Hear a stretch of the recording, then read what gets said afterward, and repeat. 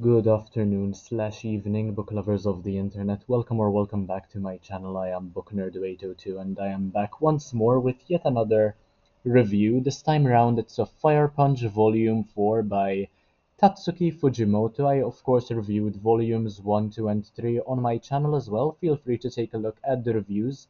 This one consists of about 210 pages and I rated it a 4 out of 5 stars on Goodreads, but in all honesty, it's more of a 3.5 out of 5 stars. I am a big fan of the way the cover looks, by the way. The whole fire punch thing is really pronounced on this cover, especially. And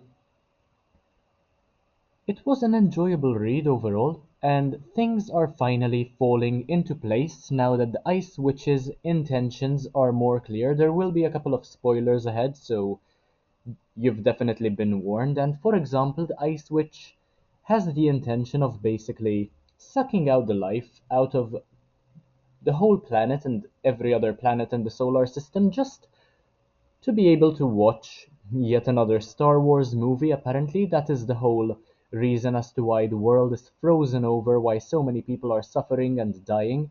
It's pretty weird so far, not gonna lie to you. I'm not sure if that will be explained in greater detail in future volumes. There is also this character who just shows up in her underwear and she's basically only there for sex appeal. She's not that much of a relevant character. There will be a couple of mature themes discussed in this review as well, and there are several mature themes in this series overall, but this one is perhaps one of the milder ones. Or maybe by now I have just become desensitized to the whole thing. Agni is revered as a god, basically, in this one. That is the main plot point, and he is still following a script and trusting Togata, whilst having his face chopped off multiple times a day to feed his followers, basically, because they have no food to eat, and he has saved many, many people. As you can see, only half his face is not on fire, and that part is consistently chopped off in order for the people to have enough meat to eat and live, basically. And we've basically come full circle with regard to the whole cannibalistic aspect now. And he also comes to terms with how many people he killed because of how many he saves. So he definitely endures the torture of his face being chopped off. He does it willingly, so it's not necessarily torture, but he still suffers a lot without dying.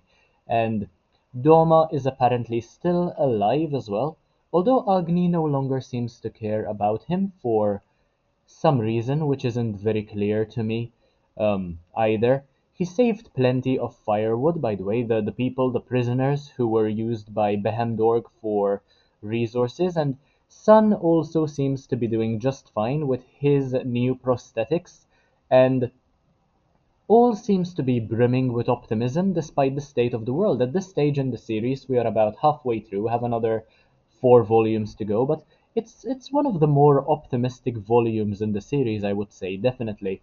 And Judah is in the meantime being turned into a tree by the Sun Witch, who is called Sulia. This is the first time we've seen her slash him in conversation, I suppose, and proper dialogue, fully blown conversation with Judah, although Judah can't really respond that properly because, of course, he's being turned into a tree.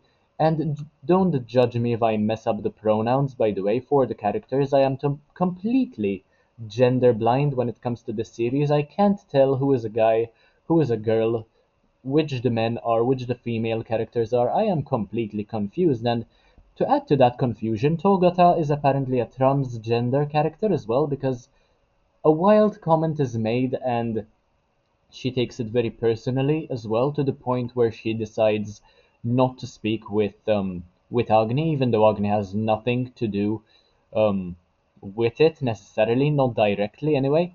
And I look forward to reading more because I want to figure out what will happen to Judah, what Agni will do alongside his followers, and Agni's disciples are rather strong too, and defeat the people from Behemdork who attempt to capture the slaves once more.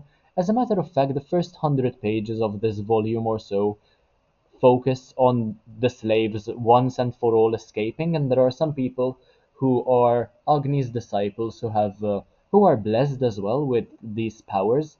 And one thing which I found to be very interesting is that apparently people from several years prior, several generations before, they used to be able to have many powers, and now the weaklings of modern society only have one power or no powers at all. And we are hinted towards the fact, as I mentioned, that Togata might be a transgender because of that very upsetting comment, and it's still not very clear. I'm not even sure whether the author confirmed it or not, but it's not something which feels very relevant to the story anyway. You can just brush it off. And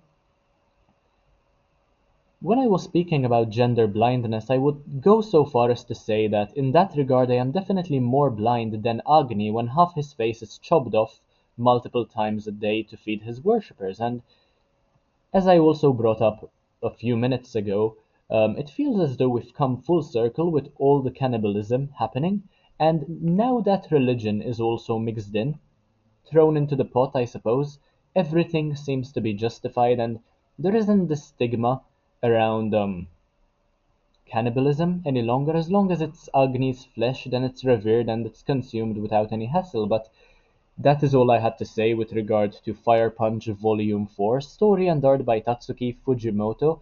If you enjoyed this video, make sure to leave a like, comment, share, subscribe. Take a look at the rest of my content because why not? It's absolutely amazing. Thank you all so much for watching, and I'll see you again in the next one, hopefully very, very soon. Bye, guys.